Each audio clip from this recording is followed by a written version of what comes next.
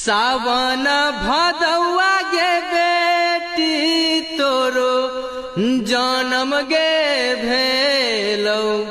बारा दुख कैनी सारी गे रात बारा दुख कैनी सारी गे रात सासू मोरा सुनलन गे बेटी पोती जन्म गे भेलै ठोकी लेलन बाजार गे केवार ठोकी लेलन बाजार गे केवार ननद मोरा सुनलन गे बेटी भतीजी जन्म गे भेलैन घरे घरे दिया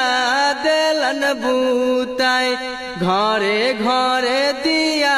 देलन बूताई।